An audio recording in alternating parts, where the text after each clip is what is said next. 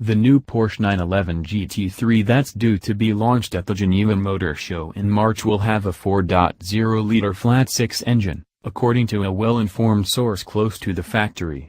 It will not be the same 4.0-liter engine that's found in the current GT3 RS and 911R, but an evolution capable of producing at least the same 500 bhp and up from the 475 bhp of the last standard GT3.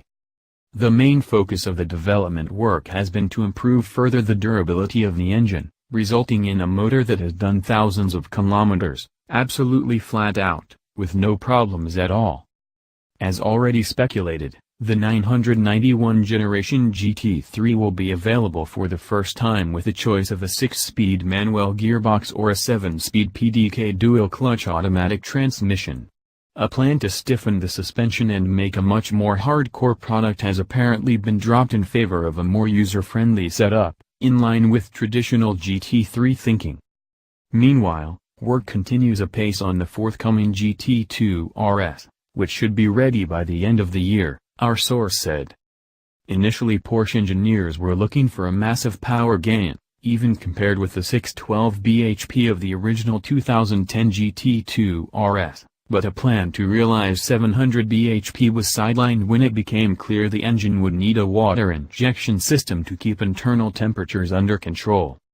Instead, engineers are believed to have settled on an output of around 650 bhp, almost 90 bhp more than the engine produces in the current 911 Turbo S that would provide for a specific output of more than 170 bhp per liter.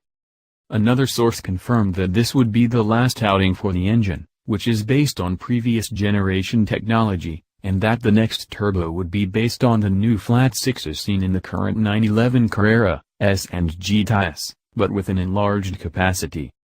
After the GT2 RS, the next GT model will be a Cayman GT4 RS, complete with a 4.0-liter engine.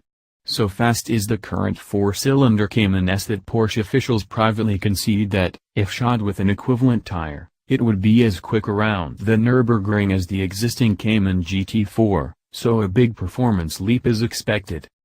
Clearly it won't have the full 500 bhp plus provided to the new GT3, but expect an output of at least 430 bhp, a clear 50 bhp rise over the Cayman GT4 and more than enough to establish a clear performance margin to lesser, non-GT Cayman models.